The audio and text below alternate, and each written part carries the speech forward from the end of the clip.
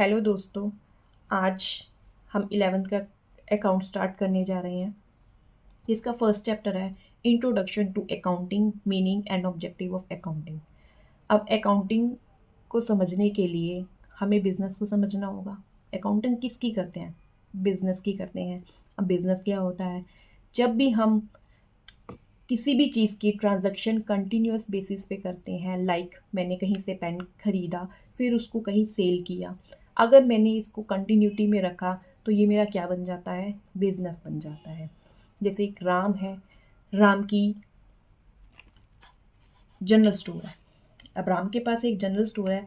राम क्या करता है? गुड्स को बाय भी करता है, गुड्स को सेल भी करता है। तो ये राम का क्या है? बिजनेस है।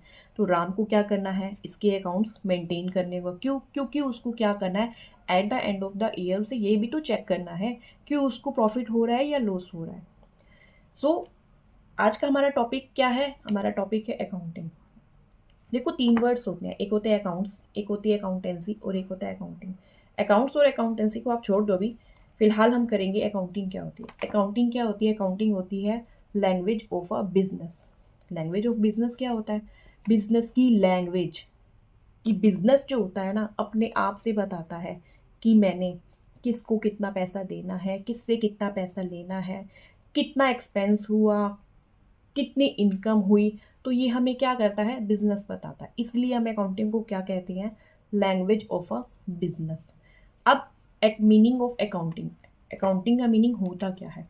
Accounting is the art of recording, classifying and summarizing in a significant manner and in terms of money, transaction and events which are in part at least of a financial character and interpreting the result thereof। अब accounting क्या है? Accounting है art of recording.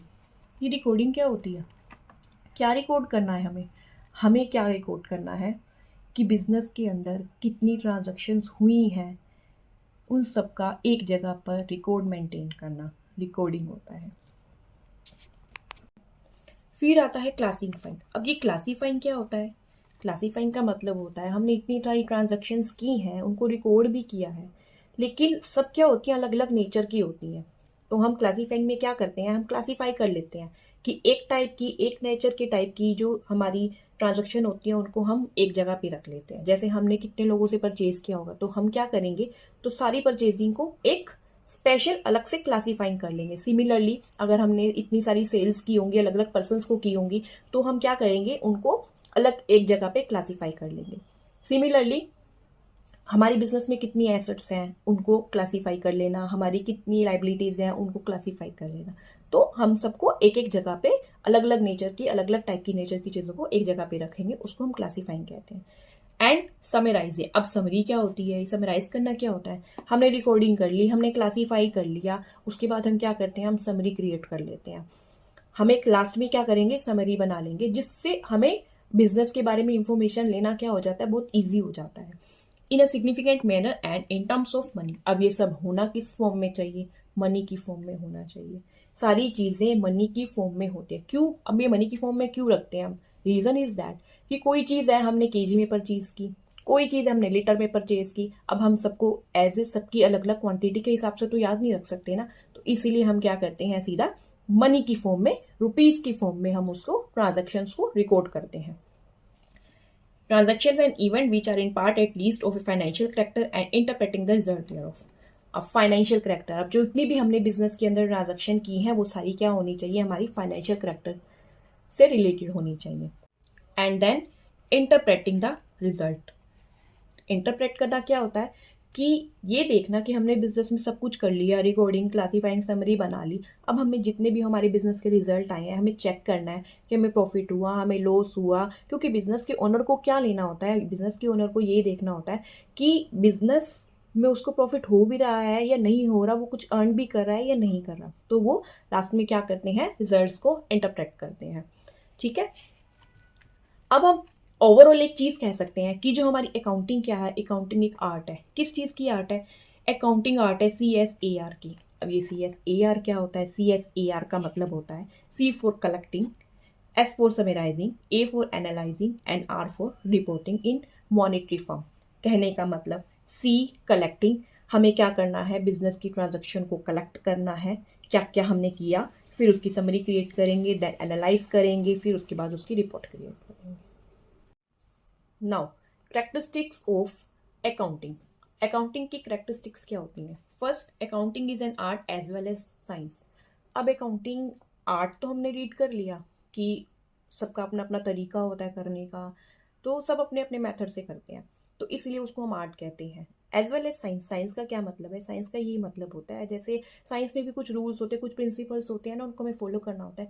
Similarly accounts में भी हमें क्या करना होता है, कुछ रूल्स को, कुछ प्रिंसिपल्स को फॉलो करना होता है, उनके हिसाब से हमें अकाउंट्स मेंटेन करने पड़ते हैं। इसीलिए कहते हैं कि अकाउंटिंग क्या है, एक आर्ट है और as well as science. Next, recording of financial transaction. अब अकाउंटिंग में हमें क्या करना होता है कि जो भी हमारी ट्रांजैक्शन फाइनेंशियली होती हैं, मीन्स मनी से रिलेटेड होती हैं, उनको ही हम क्या करेंगे, रिकॉर्ड करेंगे। रीजन क्या है? क्योंकि जैसे कभी आग लग गई तो हम उसका एग्जैक्ट अमाउंट नहीं बता सकते, हम नहीं बता सकते कि कितने का हमें नुकसान हुआ, या हड़ताल हो गई, हमारे जो लेबर है वो हड़ताल पे चली गई, तो उसकी वजह से हमें कितने रुपए का नुकसान हुआ वो हम कन्वर्ट करके नहीं बता सकते। तो इसीलिए हम फाइनेंशियल ट्रांजेक्शन्स को ही क्या करते हैं, रिकॉर्ड करते हैं। फिर नेक्स्ट है हमारे पास recording in terms of money. हम जो रिकॉर्डिंग करेंगे अकाउंटिंग के अंदर, वो हम अपनी ट्रांजैक्शन मनी की फॉर्म के अंदर क्या करेंगे, रिकॉर्ड करेंगे, क्योंकि तभी हमें पता चलेगा हमने किससे कितना रुपया लेना है, किसको कितना रुपया देना है, क्योंकि यहां हम सिर्फ क्या करते हैं, सिर्फ मनी की बात करते हैं। Next, classifying. उसके बाद आता है क्लासीफाइंग। सारा कुछ रिकॉर्ड करने के बाद हमें क्या करना होता है, क्लासीफाई करना होता है। क्लासीफाई करते किसके अंदर है, लेजर के अंदर। हम क्या करते हैं, लेजर अकाउंट मेंटेन करते हैं। जितनी भी हमने ट्रांजैक्शंस करी हैं उनको हम क्या कर लेते हैं, एक टाइप की नेचर की जो हमारी ट्रांजैक्शन होंगी हम उनको क्या कर लेंगे, क्लासीफाई कर लेंगे, जिसके लिए हम क्या करते हैं, लेजर अकाउंट मेंटेन करते हैं। After that, summarising. हम क्या बनाते हैं, हमने सब कुछ कर लिया, हमने रिकॉर्ड कर लिया, हमने क्लासीफाइंग कर लिया, उसके बाद हमें समरी बनानी है। समरी बनाएंगे। समरी क्यों बनाते हैं, ताकि हमें अपने बिजनेस का प्रॉफिट या लॉस पता चल सके, हमें बिजनेस में कितना प्रॉफिट हुआ, कितना लॉस हुआ। तो उसके लिए जब हम समरी बनाते हैं, समरी कैसे बनाते हैं, आफ्टर लेजर हमें क्या करना था, हर अकाउंट की एक समरी बन जाती है, जिसको हम क्या कहते हैं, trial balance. After trial balance हम अपने सारे जो ट्रांजैक्शंस हैं, जो भी हमारे अकाउंट्स हैं, हम उनको क्या करते हैं, P&L में ट्रांसफर कर देते हैं। वहां से हमें प्रॉफिट एंड लॉस पता चलता है। उसके बाद हम बैलेंस शीट क्रिएट करते हैं। बैलेंस शीट से हमें पता चलता है कि हमारे बिजनेस की पोजीशन किस टाइप की। Next, interpretation of results. After maintaining ledger, P&L, trial balance, balance sheet, हमें क्या करना है, रिजल्ट का इंटरप्रिटेशन करना है। इंटरप्रिटेशन का मतलब क्या होता है कि चेक करना कि हमारे बिजनेस की परफॉर्मेंस कैसी है, क्योंकि जो बिजनेस का ओनर है उसको किस चीज से मतलब है, ये देखने के लिए उसके बिजनेस क्या टाइप, किस टाइप का उसका बिजनेस परफॉर्मेंस दे रहा है, अच्छी परफॉर्मेंस है, बुरी है, कैसी है, उसको और वो क्या स्टेप ले सकता है उसको और अच्छा करने के लिए। तो इसीलिए हमें क्या करना होता है, इन सब अकाउंट मेंटेन करने के बाद हम रिजल्ट्स का क्या करते हैं, इंटरप्रिटेशन करते हैं। आफ्टर दैट हमारा आता है अकाउंटिंग साइकिल। अकाउंटिंग साइकिल क्या होती है, हम क्या करते हैं जब भी अकाउंटिंग करते हैं तो सबसे पहले उसके अंदर हम अपनी ट्रांजैक्शंस को पहचानते हैं जो मनी से रिलेटेड होती हैं। फिर उसके बाद हम क्या करते हैं, उनको जर्नल बुक के अंदर ट्रांसफर कर देते हैं। जर्नल बुक से हम क्लासीफाइंग करते हैं, मींस लेजर अकाउंट मेंटेन करते हैं। क्लासीफाई करने के बाद हम क्या करते हैं, हम लेजर के बाद हम ट्रायल बैलेंस बनाते हैं। नेक्स्ट हमारा आता है उसके बाद अकाउंटिंग साइकिल। अकाउंटिंग साइकिल क्या होती है, जो भी अभी तक हमने रीड किया है, जो भी हमने स्टडी किया है, वो सब क्या है, एक हमारा अकाउंटिंग साइकिल ही तो है। जैसे सबसे पहले हमें क्या करना होता है, अपनी ट्रांजैक्शन को पहचानना होता है कि कौन सी हमारी मनी से रिलेटेड है, कौन सी मनी से रिलेटेड नहीं है। उसके बाद हम जो भी हमारी फाइनेंशियली ट्रांजैक्शंस होती है हमको हम जर्नल में ट्रांसफर करते हैं। जर्नल में ट्रांसफर करने के बाद हम लेजर अकाउंट मेंटेन करते हैं। लेजर के बाद हम ट्रायल बैलेंस बनाते हैं। आफ्टर दैट हम profit and loss account maintain करते हैं, बैलेंस शीट प्रिपेयर करते हैं। ये अकाउंटिंग साइकिल हमारा क्या है, चलता रहता है, चलता रहता है।